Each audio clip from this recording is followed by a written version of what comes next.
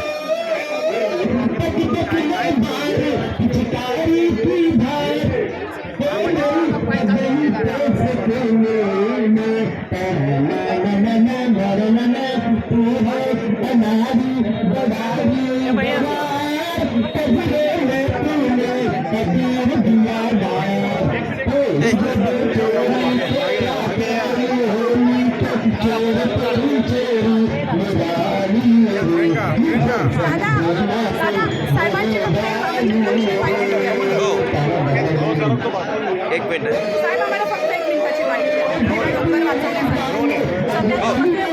एक मिनिट गिरणी कामगार असेल आणि व्यसन मुक्ती मोर्चा असेल, मानक समाज असेल, यांच्यावतीनं आंदोलन सुरू करण्यात येईल. आपल्या मागच्या करण्यासाठी राष्ट्रवादीचे माजी मंत्री आणि आमदार जयंत पाटील गिरणी कामगारांचं पण आंदोलन चालू आहे. आंदोलन सामान्य माणसांपासून कामगारांपर्यंत सगळे करतात आणि दुर्दैवाने सरकारचं या कोणत्याच प्रश्नापुढे लक्ष नाही. आता फार मोठा पर्यावरणाचा प्रश्न आहे. रामचंद्र डोंगर, भंडारा डोंगराचे त्यांच्यासमोर सगळी MIDC नवीन ताब्यात घेऊन ते सपाटीकरण करण्याचं काम चालू आहे. मधुसूदन महाराज गेले 19 वर्ष याची लढाई घेत आहेत आणि संरक्षक संघर्ष समिती हे आता पुन्हा वारंवार येत आहे. सरकारने घेतलेलं नाही. गिरणी कामगारांचा प्रश्न ते अनेक वर्ष ज्वलंत आहे, त्याकडे सरकारचं लक्ष नाही.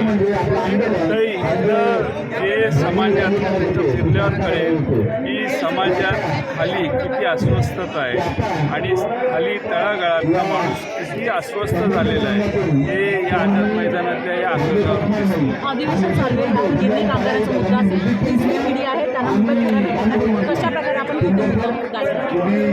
गिरणी कामगारांचाही प्रश्न आम्ही मांडू, रामचंद्र डोंगराचाही प्रश्न मांडू, आमच्या संग्रही शिक्षकांच्या शिक्षणाचा समग्र शिक्षणाचाही प्रश्न मांडू आणि हे सगळे प्रश्न नक्की विरोधी पक्षाच्या वतीने घेऊ.